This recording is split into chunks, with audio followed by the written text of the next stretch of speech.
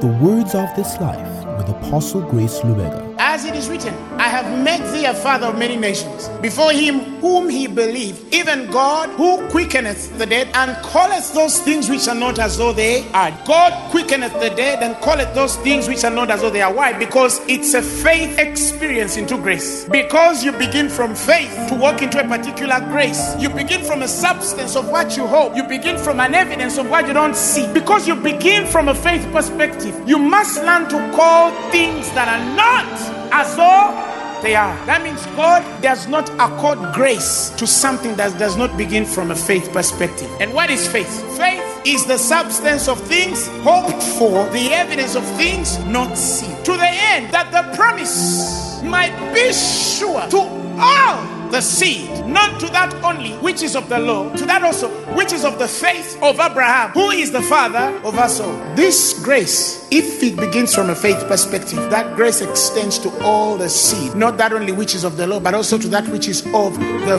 faith of Abraham. There is a seed of the faith of Abraham, not the faith in Abraham, the faith of Abraham. There are people out of Abraham which God blesses because of the faith of Abraham. He says he gives us power to make wealth, that he might establish the covenant that he made with our fathers. Your wealth story has even nothing to do with you. God is honoring Abraham. He told him, your seed shall be great. He said, I shall multiply it. It shall be great in all of the earth. What does that mean? Very simple. It shall be great. God is honoring something that he made to Abraham, a promise that he has to fulfill. That means any man who declares to say that I am moving into a particular grace, he can only move into that grace by faith. Faith is the access to grace. There is a grace of multiplication financially. There's a grace of having a successful marriage. There's a grace of having a successful business. There's a grace of being a successful consultant, a successful business person, a successful operation manager, a successful CEO, a successful lawyer, a successful pilot, a successful journalist, a successful